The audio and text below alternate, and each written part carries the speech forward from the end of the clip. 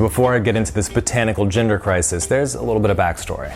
So this all starts with a seed that I found in some dispensary weed that I got here in Maui. I typed in the name of the weed into Google, Swiss Watch, which happens to be an indica dominant strain of a combination of Gary Payton and Runts. Not really my cup of tea. I prefer more of a sativa, like a functional high. But hey, maybe there's something I can do to affect the total outcome.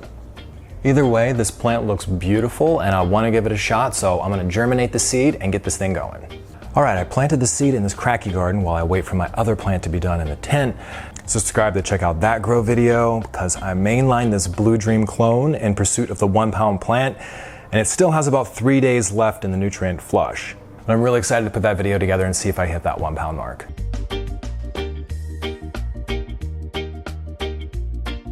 So I finally moved this plant into the tent and set it under these UVA light bars for a week to let it fill out a little bit more before I top it. All right, well, I topped it twice, and now I have this beautiful, full canopy growing outward and upward.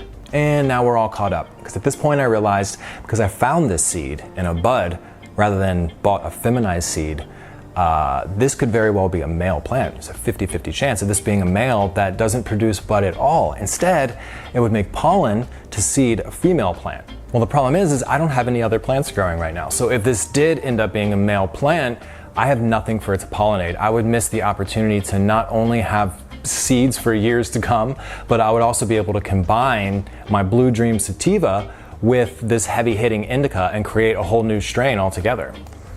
I need to start some seeds like yesterday. All right, I started these 2 seeds from a pack of feminized seeds that I bought last year. So my hope would be to combine this Blue Dream with the Swiss Watch to come up with a whole new strain altogether, the Blue Swiss, the Blue Watch, Cobalt Chronometer. You let me know down in the comments what you think the best name for that combination would be, and the one that has the most likes will be what I call this strain if it ends up being a male plant. And I guess that brings me to the next question. What if it's a female plant?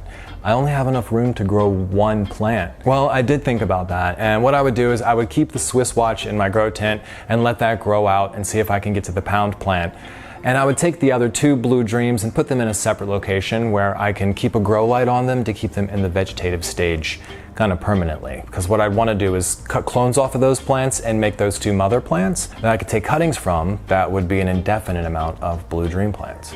So this is by far the most optimized grow that I've ever done. I've optimized every single aspect of this grow in the pursuit of reaching that 1 pound per plant. See, I already have a guide up on Humble Growth Hydroponics. You can get it in the description box for my 15.5 ounce plant. That's only 1/2 ounce shy of a full pound, but it wasn't a full pound. I didn't want to lie about it. It's 15.5 ounces dry.